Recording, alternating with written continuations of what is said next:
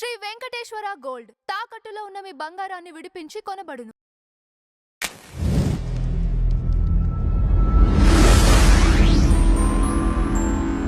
Madam నమస్కారం. నమస్తే madam, big boss షోలోకి వైల్డ్ కార్డ్ ద్వారా కొంతమంది వెళ్ళటం చూసాము. అయితే బయట నుంచి దువ్వాడ శ్రీనివాస్ గారు కానీ వీళ్ళు కామెంట్స్, నేను కూడా వైల్డ్ కార్డ్ ద్వారా వెళ్ళే ఛాన్స్ ఉందని ఒకసారి, అట్లనే నాగార్జున గారినైనా సరే మాధురి వదిలేదు అని కొన్ని హాట్ కామెంట్స్ చేయటం ఇప్పుడు వైరల్ అవుతున్నాయి.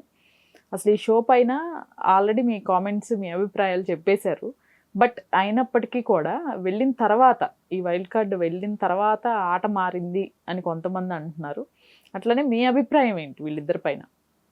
అసలు మామూలుగా ఇంతవరకు వైల్డ్ కార్డ్ ఎంట్రీ ద్వారా ఎంతమందిని ఒకేసారి తీసుకోవటం ఎప్పుడూ బిగ్ బాస్ దీంట్లో లేదు. అవును, ఈసారి ఎందుకు తీసుకున్నారంటే మరీ సప్పగా, మరీ నిస్సారంగా, అసలు మరీ ఎవరో మాట్లాడుకోని పరిస్థితిలోకి బిగ్ బాస్ వెళ్ళింది.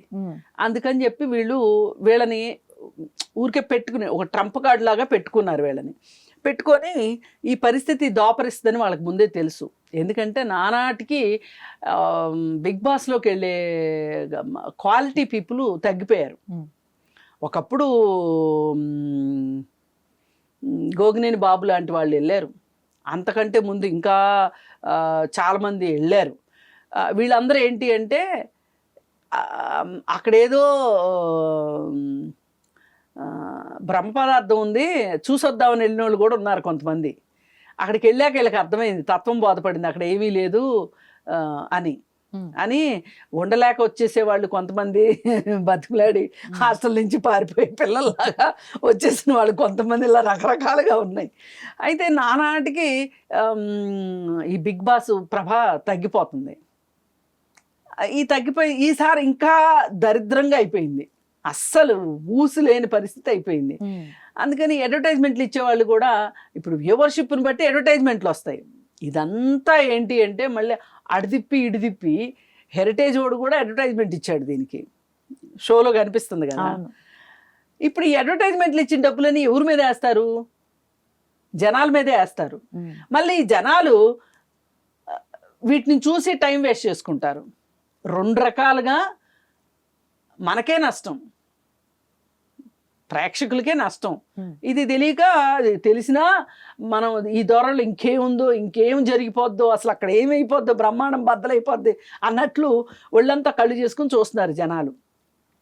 అయితే ఆ పరిస్థితి ఎప్పుడు వచ్చింది అంటే ఈ వైల్డ్ కార్డ్ ఎంట్రీ ద్వారానే వచ్చింది, అంతకుముందు లేదు. సరే, ఈ వైల్డ్ కార్డ్ ఎంట్రీ ద్వారా వెళ్ళిన వాళ్ళు ఏం గొప్పోళ్ళమ్మ బాబు అంటే ఒక్కొక్కళ్ళ సంగతి అందరికీ తెలిసిన విషయమే.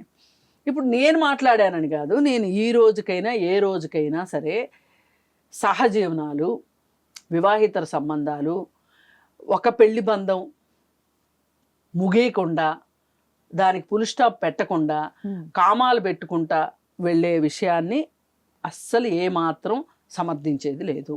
అది ఎన్ని పరిస్థితులన్నా ఉండనివ్వండి, వాళ్ళకి అలాంటి అక్కడికి వెళ్ళలేని, అంటే వెళ్లకుండా ఉండలేని అగత్యం వచ్చినా సరే, అది ఎవ్వరి విషయంలో అయినా ఇది రెండో మాట లేదు. నా వరకు అయితే ఎవరు ఎలా సమర్థించుకుంటారు, వాళ్ళని వాళ్ళు సమర్థించుకుంటారో మనకు అనవసరం. మన మాట అయితే చట్టమే మనకి శిరోధార్యం. సరే, చట్టానికి వ్యతిరేకంగా ఉన్నవాళ్ళు ఈ వైల్డ్ కార్డ్ ఎంట్రీ ద్వారా వెళ్ళిన వాళ్ళని మనం చూసాం. దివ్యల మాధురి కావచ్చు, లేదు చిట్టి పికిల్స్ అమ్మాయి కావచ్చు. అసలు మాధురి వాళ్ళకంటే కూడా చిట్టి పికిల్స్ అమ్మాయి నోటి దురుసు గురించి మనం చాలాసార్లు మాట్లాడుకున్నాం. అసలు అంత అవసరం లేదు, అంత ఆవేశం అవసరం లేదు, అంత అశ్లీలం కూడా అవసరం లేదు, అంత బూత్ అవసరం లేదు, అన్ని బూతులు మాట్లాడాల్సిన అవసరం లేదు కదా రెండో వాళ్ళని. ఎంతలా అమ్మాయి నోటి దురుసు అంటే, అసలు ఈ మాత్రం పచ్చళ్ళు కొనలేకపోతే నీ పెళ్ళాం ఎవరితోనే వెళ్ళిపోద్ది, నీ గర్ల్ ఫ్రెండ్ ఉంటే వెళ్ళిపోద్ది, నీ పెళ్ళాం ఉన్నా వెళ్ళిపోద్ది అని ఒక గర్ల్ ఫ్రెండ్ని, ఒక భార్యని అవమానించావు అంటే డబ్బులు లేని వాడికి విలువ లేదన్నట్టు మాట్లాడావు. ఎన్ని రకాలుగా మాట్లాడావు నువ్వు. అక్కడికి వెళ్ళి నువ్వు వాళ్ళందరికి బూతులు నేర్పిస్తావా? ఏం నేర్పిస్తానికి వెళ్ళినట్టు చిట్టి పికిల్స్? ఇట్లా ఉంది. అయితే కాస్త మన మాధురి వెళ్ళిన తర్వాత జోష్ వచ్చిన మాట వాస్తవం. అయితే ఆవిడికి చురకలు పెడుతున్న మాట కూడా వాస్తవం. నాగార్జున కూడా నీ ఉద్దేశం కరెక్ట్ కావచ్చు, నువ్వు ఇలా మాట్లాడడం కరెక్ట్ కాదు అని చెప్పి మాట్లాడటం జరిగింది. సరే, ఏది ఏమైనా అసలు ఇప్పుడు దువ్వాడ శ్రీని ఎందుకు వచ్చాడు బయటికి? సరే, ఆమె వెళ్ళేటప్పుడు ఆయనకి ఇష్టం లేదు అని కూడా చెప్పింది, ఆయన కూడా నాకు ఇష్టం లేదని చెప్పాడు. అయినా కానీ వెళ్ళాలనుకుంది. అసలు ఇప్పుడు కాదు, దాదాపు సంవత్సరం క్రితమే ఆ అమ్మాయి ఒక ఇంటర్వ్యూలో నేను బిగ్ బాస్కి వెళ్ళాలని ఉంది, సంవత్సరం క్రితమో 8 నెలల క్రితమో మాధురి చెప్పినట్టు నాకు గుర్తు. ఆమెకి ఎప్పటి నుంచో ఉంది. ఆమె ఒక స్వతహాగా కళాకారిణి, మంచి నైపుణ్యం ఉన్న కళాకారిణి. ఇట్లాంటి ఏదో సినిమా పాటలకు డాన్సులు వేసే టైప్ కాదు అమ్మాయి. కానీ ఆ అమ్మాయి దగ్గర ఉన్న అద్భుతమైన కళని రాణింపజేసుకోకుండా ఆ కళని పక్కన పెట్టేసేసి ఆమెకున్న ఒక ఈజ్ ఉంటుంది, కళాకారులకి ఒక ఈజ్ ఉంటుంది, బాడీలో ఉంటుంది, మైండ్లో కూడా ఉంటుంది, వాళ్ళకి ఒక ఈజ్ ఉంటుంది. ఇప్పుడు ఇలా స్క్రీన్ ముందుకు వచ్చి మాట్లాడని వాళ్ళకంటే మాట్లాడే వాళ్ళ దగ్గర ఒక ఈజ్ ఉంటుంది. అలాగే ఆమెకు కూడా ఒక ఈజ్ ఉంది. అయితే దాన్ని పక్కదోవ పట్టించుకొని ఆమె రాజకీయాల్లోకి రావటం కావచ్చు, ఇప్పుడు వ్యాపారంలోకి రావటం కావచ్చు. అంటే కళాకారులు వ్యాపారం చేయకూడదని కాదు నా ఉద్దేశం, కావని సినిమాల్లోకి వెళ్ళాలని కానీ తన ప్రతిభను చూపించుకోవాలనే ఒక ఆరాటం అనేది కళాకారుల నరనరాల్లో ఉంటుంది. కాకపోతే మాధురికున్న నైపుణ్యాలకి తగ్గ ప్లాట్ఫామ్ దొరకలేదని అయితే నాకు అనిపించింది. అందుకని ఈ వైల్డ్ కార్డ్ ఎంట్రీలో ఎంట్రీ అయిన వాళ్ళ మిగతా వాళ్ళతోటి మాధురిని మనం కంపేర్ చేయలేం.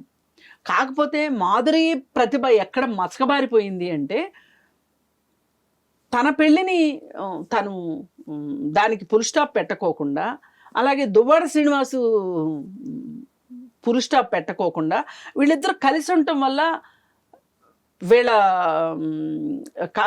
పేరు పక్కకెళ్ళిన మాట వాస్తవం. అయితే ఈమెకి ఈ కళాత్మకతని చూపించుకోవాలి, ప్రదర్శించుకోవాలి అనే ఒక ఉద్దేశం తనలో ఉండటం వల్ల తనకి ప్లాట్ఫాము బిగ్ బాస్ అనుకుంది. ఇది కూడా ఆమె రాంగ్ డెసిషన్ అని నేను అనుకుంటా. సరే, వెళ్ళింది, ఆయనకి ఇష్టం లేదు, అయినా కానీ ఇష్టం లేకపోవటానికి వేరే రీజన్ ఏదో ఉందని నేను అనుకోను. ఆమెను వదిలిపెట్టి ఉండలేదు కాబట్టి అని వాళ్ళు ఏదో చెప్పుకున్నారు, అయిపోయింది. ఇప్పుడు వాళ్ళు ఎంత వాళ్ళ మధ్యలో ఉన్న సాన్నిహిత్యాన్ని కావచ్చు, వాళ్ళిద్దరి మధ్యలో ఉన్న ప్రేమను కానీ చాటి చెప్పాలని చూసినా కానీ ఎంత చాటి చెప్పినా వాళ్ళు అమావాస్య చంద్రులే. ఇంక ఇందులో సెకండ్ థాట్ లేదు. మరి ఈయన ఎందుకు వచ్చాడు ఇప్పుడు మీడియాలోకి అంటే ఆయనకు అసలు ఆయన ఉండలేకపోతున్నాడు, మాధురి లేకుండా ఉండలేకపోతున్నాడు. అందుకని సమాజం మాధురి గురించి నెగిటివ్గా అనుకోకుండా ఉండాలి అనే ఉద్దేశంతో మాధురి ఎవరినైనా ఎదిరిస్తుంది. దానికి తార్కాణమే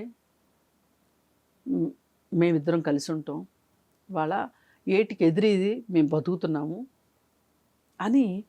పైగా ఆమె ఇంకొక మాట కూడా అనింది ఏంటి అంటే, నాకున్న చాలా నెగిటివిటీలో నుంచి నేను ఇప్పుడిప్పుడే పాజిటివిటీలోకి వస్తున్నాను, సొసైటీ నుంచి కూడా నేను నా మీద చూపించే దృష్టికోణాన్ని మార్చుకుంటాను అని చెప్పి మాధురి అనటం కూడా మనం విన్నాం. అన్నీ వాళ్ళే చెప్పేస్తున్నారు, మనకు అసలు చాలా పని తగ్గించేస్తున్నారు వాళ్ళు. అయితే ఈయనకున్న ప్రేమని చాటి చెప్పడానికి, అలాగే మాధురికున్న బెస్ట్ క్వాలిటీస్ని ఎక్స్ప్లెయిన్ చేయడానికి మీడియాలోకి వచ్చినట్టుగా అనిపిస్తున్నారు.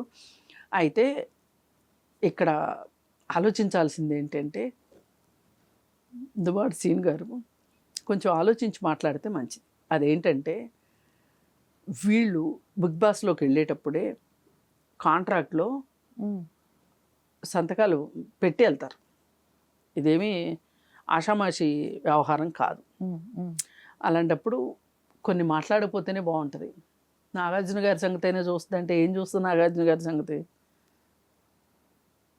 అసలు వీటన్నిటిని మించి అది ఒక పెంట షో అని చెప్తుంటే దానిలో సువాసనలు చూడాలని గురించి గొప్పతనాల గురించి చెప్పాలని చూడటం ఏ మాత్రము బాగోలేదు. పైగా ఇది మీడియాకి ఇది ఒక ప్రచార వస్తువుగా ఉంది బిగ్ బాస్ అనేది. అది ఏమీ ఎవ్వరికి నేర్పించేది కాదు. పైగా సమాజానికి పనికొచ్చేది అసలే కాదు. కాకపోతే దాన్ని ఎవరో ఒకళ్ళు ఇలా మాట్లాడి దాని గొప్పతనాన్ని ఏదో దానికి ఒక అదనపు హంగుల్ని చేర్చాలని చూస్తున్నారు తప్పితే అలాంటిదేమీ లేదు అనేది మనం చెప్పక తప్పదు. Right madam, thank you.